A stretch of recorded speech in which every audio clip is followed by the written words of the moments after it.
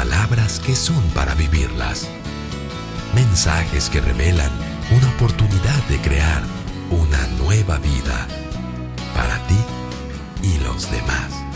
Conócela, vívela. Palabra viva, una iglesia para vivir. Gloria a Dios.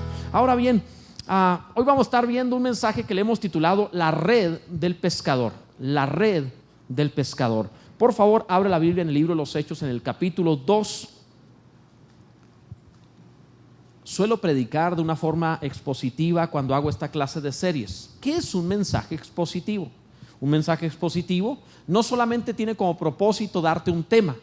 No, el propósito es desarrollar lo que las escrituras están diciendo, viendo detalle a detalle, punto a punto, relacionándola con otras porciones de la Biblia y viendo más ampliamente el consejo de Dios. El mensaje expositivo es el mensaje por excelencia cristiano desde el primer siglo, el mensaje que alimenta, que produce vida porque tiene mucho fundamento. Entonces hoy vamos a ver por lo pronto Hechos capítulo 2, verso 22 y el verso 36, pero mantén a la mano la Biblia en este capítulo porque estaremos viendo muchos versículos del mismo. Hechos 2, 22 dice: varones israelitas, oíd estas palabras. Jesús Nazareno, varón aprobado por Dios entre vosotros con las maravillas, prodigios y señales que Dios hizo entre vosotros por medio de él, como vosotros mismos sabéis. Pásate al verso 36, leemos: sepa pues ciertísimamente toda la casa de Israel que a este Jesús, a quien vosotros crucificasteis, Dios le ha hecho Señor y Cristo. Bendito sea Dios. Un buen vendedor desarrolla siempre un argumento para el producto que va a vender. El desarrollo de esta venta tiene como propósito llegar a una conclusión, realizar la venta. Siempre tiene que tener un argumento, tiene que tener un producto que conozca, que valga la pena y una pasión para presentarlo. No solamente necesita tener un buen producto, necesita tener buenos argumentos que lo presenten. Pero no solo tiene que tener un buen producto y buenos argumentos, tiene que tener pasión, estar convencido en aquello que está vendiendo. De otra manera nadie le compraría. Si tú vendes plumas y cuando firmas el contrato lo firmas con otra pluma diferente, nadie te va a comprar las tuyas porque no estás convencido en lo que estás vendiendo. Todo vendedor sabe, estos principios son generales, son universales en cualquier empresa, sea que venda productos o servicios. En el Evangelio, si bien es cierto que no se trata de la venta de algo, también tenemos que entender que sí hay la necesidad de una persuasión para llegar a una convicción de un evangelio que se está dando, si no vendiendo, si está transmitiendo, persuadiendo a los seres humanos para aceptar. Y si habláramos de un producto, el producto sería Jesucristo mismo, para recibir a Cristo, no como algo que usamos, sino como Señor y Dios de nuestra vida. Lo cual requiere mucha más persuasión que cualquier otra clase de cosas.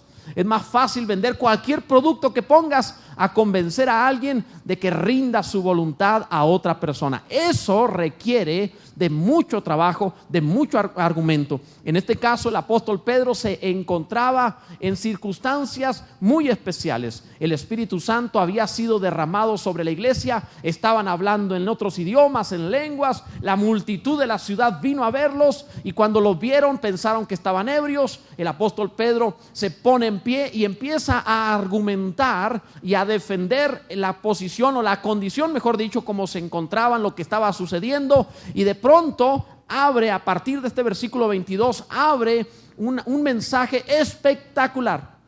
El Evangelio es la presentación del Evangelio. Si alguien quiere saber qué es el Evangelio, Pedro lo predica como nadie. Lo presenta en 3 puntos bien sencillos de lo que es realmente predicar el Evangelio. Lo primero es que Cristo murió. Lo segundo es que Cristo resucitó. Y lo tercero es que Cristo está en la diestra del Padre. Fue exaltado a la diestra del Padre como Señor y Cristo como nuestro Señor y Rey. Eso es el Evangelio. El Evangelio nunca ha sido invitar a la iglesia. Eso es bueno, pero no es el Evangelio. El Evangelio nunca ha sido dar buenos consejos para vivir mejor. Eso es bueno y loable, pero tampoco es el Evangelio. El Evangelio no tiene que ver con consejos familiares que hacen falta. El Evangelio es que Cristo murió, Cristo resucitó y Cristo fue exaltado a la diestra del Padre. Esto es el Evangelio. Cuando el apóstol lo expone, lo predica de una manera tan gloriosa como lo decíamos en un principio, como un mensaje expositivo. Toma las escrituras, desglosa los argumentos, presenta la evidencia y dice: Cristo es el Señor. Y no se lo está predicando a cualquiera. No está en un auditorio cómodo, está en una situación de peligro. Están apenas a 50 días de que Cristo fue muerto en la cruz del Calvario, y Pedro le está predicando a los que lo mataron. Quiero que pienses esto. Es algo así como estarle dando oportunidad de salvación a aquellos que mataron al amor de tu vida. Pero no solo eso, sino que además todavía están enojados y todavía quisieran desquitarse y todavía quisieran matarte a ti. Estás dándole el Evangelio, pero no es solo oportunidad de salvación. Le estás diciendo: ustedes mataron al autor de la vida y mataron al que será su juez, así que arrepiéntanse. Este mensaje es muy valiente y es muy sabio, y si lo conocemos y lo entendemos, nos va a ayudar a conocer bien, a vivir bien lo que es el Evangelio. Cada uno de nosotros tiene que tener como fundamento de su fe estas palabras del apóstol Pedro. Así que pongan una gran atención. Lo primero que quiero que veamos es, como número uno, la muerte de Cristo. Fíjate el valor del pescador. Por eso le hemos llamado la red del pescador. Pedro fue llamado a ser pescador de hombres. Mira el valor de este pescador. Dice el verso 22: varones israelitas, oíd estas palabras. Literalmente le está haciendo una amonestación a estar atentos. Le está hablando a los asesinos de su Señor. Y les dice en dos ocasiones en este mensaje, les dice que pongan atención. ¿Por qué es tan enfático Pedro en llamar la atención de sus oyentes? Porque lo que está a punto de decirles no es insignificante. El Evangelio es lo más importante que puedes oír en tu vida. Por eso una y otra vez el predicador Pedro y cada uno de los que hemos predicado el Evangelio hacemos amonestación a que pongas atención, a que no te distraigas.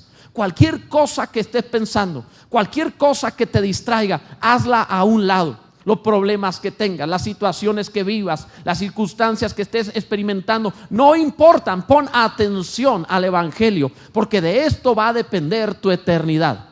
No te puedes confundir, no te puedes distraer. Si hay algo doloroso en la predicación del Evangelio, es cuando un adolescente se esconde en un rincón a jugar con su celular y mandar mensajitos, o cuando algún varón está cabeceando, durmiéndose ante la predicación de Jesucristo, o cuando alguna mujer por ahí se le va la mente pensando en otra cosa ante las preocupaciones de la vida. Eso es un clásico de cómo un predicador percibe cuando la gente pierde la gran oportunidad de salvación. Entonces no te distraigas, hoy no, hoy pon una gran atención, porque este mensaje es el mensaje punto cardinal por excelencia de la iglesia cristiana. Lo que Pedro predicó, lo que vamos a ver, es prácticamente el fundamento del cristianismo de todas las edades. Por tanto, si algo debes oír, si algo debes conocer, es esto. Pon una gran atención. Si alguien te distrae, tienes permiso, dale un buen codazo y di: no me distraigas, necesito oír el Evangelio, porque de eso depende mi eternidad. O si ves a alguien cabecear por ahí, está delante de ti, le das y pon atención. La vida eterna depende de esto. No te distraigas, ¿verdad? Gloria a Dios. Fíjate bien, bien atentos. En segundo lugar, aparte de ver el valor de Pedro para enfrentar a los asesinos de Cristo, mira la aprobación de Cristo. ¿Cómo comienza Pedro? Jesús Nazareno, varón aprobado por Dios entre vosotros con las maravillas, prodigios y señales que Dios hizo entre vosotros por medio de él, como vosotros mismos sabéis, les dice. Fíjate lo que habla esto. Me gusta que Pedro fue el que inventó el apelativo, el nombre de Jesús de Nazaret. Es el primero, nadie lo había dicho. Todos lo conocimos así. Es más, Jesús se presenta ante Saulo de Tarso como Jesús de Nazaret. Originalmente sería Yeshua de Nazaret. Y él se presenta así, pero el que le pone el nombre, el que le habla de esa manera por primera vez en la Biblia fue Pedro. Bien interesante esto. Ahora podemos pensar en el origen, cuando dice Jesús de Nazaret. Lo primero que el apóstol Pedro está haciendo es que sus oyentes sepan que en el Evangelio no se trata de un Dios ausente, aislado, sino de un Dios que se encarnó y estuvo en una aldea viviendo entre ellos, que lo pudieron ver y tocar. El Evangelio no consiste en un Dios que está esperando que oren sobre necesidades para cumplir algún capricho. sino que el evangelio consiste en que Dios se acercó y vino a nosotros y vino a Nazaret, es decir, vivió en una aldea insignificante. No vivió en cualquier lugar, o mejor dicho, no vivió en un lugar importante. No fue en Roma, no fue en Jerusalén, fue en Nazaret, una aldea sin renombre. Tanto así que Natanael dijo: de Nazaret puede salir algo bueno. Era una aldea insignificante, pero allí vivió Jesús. Pedro está haciendo una alusión a que Dios se encarnó, y también hay una aplicación maravillosa de esto. Tú eres un Nazaret. Tú no eres a Nueva York o París, tú eres Nazaret.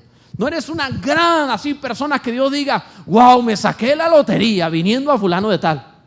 Perdóname en esto, pero Dios se acercó a encarnarse y a vivir en ti, no por lo grande que eres, sino por lo misericordioso que Dios es, por la compasión que Dios tuvo, por la misericordia que mostró, por la gracia que se ha derramado sobre nosotros, por lo que Él es. Así que se acerca a Nazaret, gloria a Dios, y le dice Pedro: varón aprobado por Dios, como un hombre. No vivió como Dios. Dios se hizo carne, pero vivió como un hombre. Nunca usó su poder como Dios. La tentación para que se arruinara el evangelio es que usara su poder. Si eres el Hijo de Dios, di. Y siempre era la tentación que actuara como Dios. En la cruz le gritaban: si eres el Hijo de Dios, desciende y creeremos. La tentación siempre fue: pórtate como Dios. Pero el evangelio, la gloria del evangelio es que pudiendo, no lo hago. Teniendo la capacidad de hacerlo por mi cuenta, me someto a Dios. Siendo Dios, decido vivir como hombre. En el evangelio, esto es maravilloso. Dios te presenta que tú puedes ser o hacer la voluntad de Dios, no porque puedes, sino porque Él puede en ti, porque Él es glorioso en ti. Entonces lo presenta de esa forma y le dice: fue aprobado por Dios. Qué maravilla ser aprobado por Dios, con maravillas, con prodigios, con señales. Y esto de maravillas me gusta mucho, porque en griego es un término que tú ya has conocido antes: dunamis, que significa poder, de donde viene dinamita. Dios aprobó a Cristo, siendo la vida de Cristo como dinamita en medio de los hombres. Literalmente, lugar donde llegaba. Pero no solo es dinamita, es dínamo también. No solo es un poder que destruye, es un poder transformador. Y eso hace el Señor. Jesús un día puso en claro que era más fácil levantar un paralítico que hacer un santo. Y es cierto eso, Para que sepáis que el Hijo del Hombre tiene potestad en la tierra para perdonar pecados, le dijo al paralítico: levántate. Como diciendo: para ustedes es más difícil levantar un paralítico, para mí es lo mismo, pero en realidad es más complicado hacer santos que levantar paralíticos. Créelo, piénsalo. Es más fácil que el ser humano le componga las piernas a que le compongan el alma. Pero cuando Jesús hablaba de esto, Dios estaba como dándole credenciales, aprobándolo. Esto es lo que demuestra que Jesucristo es aprobado por Dios como el Señor, que tú fuiste transformado. Esto es lo que grita que Cristo es Rey, que tú fuiste transformado. Esto es lo que señala que el cristianismo es verdad, que tú fuiste transformado. Nosotros no tenemos como evidencia doctrinas de los hombres o argumentaciones filosóficas. La prueba del cristianismo, de que esto es verdadero, es que los pecadores han sido transformados en santos. El dínamo de Dios, el poder transformador de Dios ha hecho la diferencia. El evangelio se basa en la transformación de los pecadores en santos. Gloria a Dios. Alguien debe darle gracias a Dios, porque te hablo de tu transformación, te hablo de tu santificación, te hablo de tu propia vida. Él transforma, vivifica. Pero además de esto, el apóstol pasa a hablar acerca de la muerte de Cristo. Dice en el verso 23: a Cristo, entregado por el determinado consejo y anticipado conocimiento de Dios, prendisteis y matasteis por manos de inicuos, crucificándole. Le está diciendo a los asesinos: ustedes lo mataron. O sea, recuerda que es el mismo apóstol que 50 días antes salió corriendo por el miedo a ser descubierto ante la acusación de una criada. Recuerda que 50 días antes Pedro negó al Señor acobardado. Pero una vez que ha descendido el poder del Espíritu Santo sobre él, este hombre se envalentona para decir: ustedes lo mataron, pero Dios lo ha hecho, y va a hablar más adelante cómo fue engrandecido. Ahora, dice: entregado por el determinado consejo de Dios. En un buen mexicano sería: lero, ustedes no fueron.